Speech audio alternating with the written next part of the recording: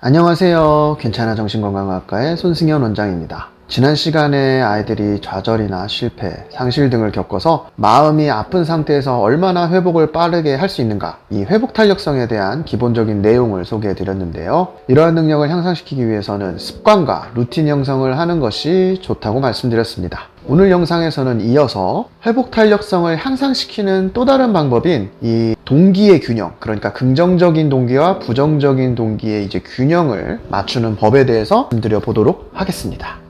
우리를 움직이는 동기는 이제 바탕이 되는 감정이 무엇이냐에 따라서 크게 두 가지로 나누어집니다. 그중 하나는 긍정적인 감정이 바탕이 되는 동기입니다.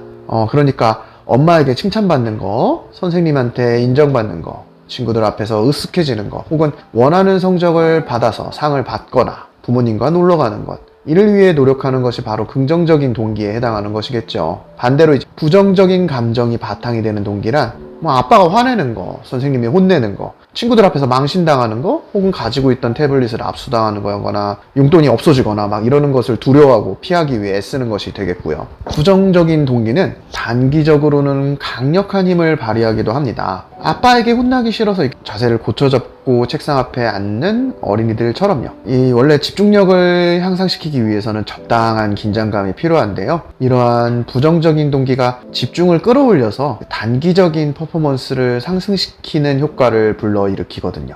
저는 그래서 실전 육아에서 부정적인 동기를 아예 배제하고 아이를 움직이기란 쉽지 않다고 생각을 합니다. 문제는 긍정적인 동기와 부정적인 동기 간의 균형입니다. 입시 공부 같은 장기적인 일일수록 이 긍정, 부정 두 동기 간의 밸런스는 더욱 중요해지는데요. 부정적인 동기, 그러니까 성적이 안 나오면 친구들 되게 너무 부끄러운데, 그리고 원하는 대학에 못 가면은 내 인생이 이제 망한 것 같은데, 이런 부정적인 동기만으로 공부하는 아이랑 성적이 올랐을 때 느껴질 이제 주변의 관심, 그리고 자기가 원하는 대학에 들어가서 이제 누릴 기쁨들을 구체적으로 상상해서 이제 긍정적인 동기로 바꿔볼 수 있는 아이, 부정적인 동기만을 가진 아이들은 압박감이 일정 수준을 넘어서서 이거 도저히 안 되겠는데 라는 생각을 하는 순간 의욕이 확 꺾여버리는 상황을 마주하게 되죠. 그리고 주저앉아 있을수록 자기가 너무 두려워하는 그 미래가 점차 다가오는 것처럼 느껴지고, 그러다 보니까 오히려 두려움 때문에 의욕이 더 꺾여서 아무것도 하지 않는 시간이 점점 늘어나는 악순환이 생기기도 합니다. 부정적인 동기만이 마음속에 가득 차서 쉬지 않고 계속해서 달린다면 언젠가는 지쳐서 쓰러질 수밖에 없게 되고, 다시 시작하자니 그동안 느껴왔던 긴장과 압박감 때문에 도무지 발걸음이 떨어지지 않게 됩니다.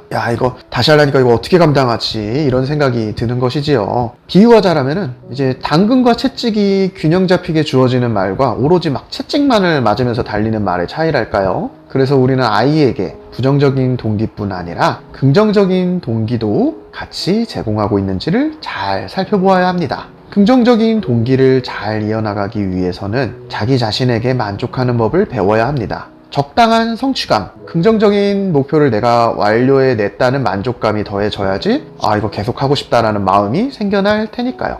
그런데 부모님이 아무리 아이에게 잘해주었다고 말씀해 주셔도 아이 스스로의 마음속에 만족이 생기지 않으면 그 칭찬과 격려의 효과는 반감되기 마련입니다. 자기만족이라는 개념에 대해서 근데 이야기를 나눌 때요, 많은 분들이 아이가 현 위치에서 안주하거나 오히려 합리화를 하면서 퇴보하는 것을 걱정하십니다. 이 정도면은 충분해 하면서 이렇게 타협을 할까봐 걱정을 하시는 것이지요.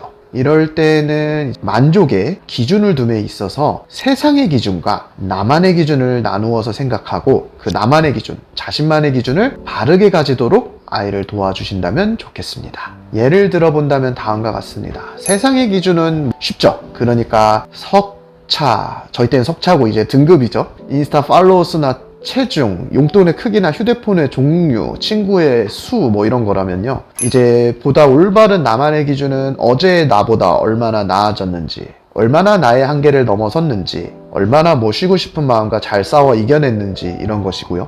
이제 좋지 않은 나만의 기준이 있어요. 얼마나 편하게 살았는가, 얼마나 핑곗거리를 잘 만들어냈는가. 공부를 안 하고 누워서 뒹굴거리는 아이가 있다고 해볼까요? 이 아이는 엄마에게 학원이 굳이 필요가 없다는 이유를 막 청산유수처럼 이야기를 한 뒤에 내 논리가 완벽해서 엄마가 말을 못하는구나 이렇게 만족을 느끼는 중입니다. 하지만 사실 그 아이는 아마 세상의 기준에서도, 그러니까 성적이나 이런 데서도 만족을 느끼기 힘들고 내적으로도 바른 만족감을 느끼기 힘든 상태일 것입니다. 설령 자신은 그렇게 인식하지 못하고 있더라도요. 반대로 당장은 아이가 원하는 만큼의 성적이 나오지 않았어요. 이번 시험에서는. 그래서 좌절을 하더라도 이제 내적인 만족, 딴짓하고 싶은 마음과 이번엔 열심히 싸웠지라고 스스로 느낀다라면 어떨까요? 아이는 지금 자기가 겪고 있는 모든 결과에 실망하지 않아도 되고 공부할 의지가 모조리 꺾일 가능성도 줄어들게 될 것입니다. 바깥의 기준에서는 좀 그래요. 불만족이 있어도 내적인 만족이 남아있기 때문이지요. 그래서 자기 자신에게서 바른 만족감을 얻을 수 있는 아이들은 이를 통해서 자기 효능감,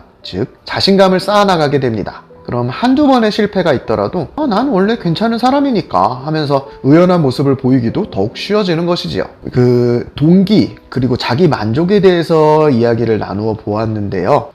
아이가 스스로도 자기 자신을 칭찬할 수 있고 자기 자신의 좋은 면을 바라볼 수 있으면 너무 좋겠죠. 그래서 오늘 말씀드린 이 두 가지 개념에 대해서 신경을 써주시면서 아이가 자신감을 키워나갈 수 있도록 도와주신다면 너무 좋겠습니다. 감사합니다.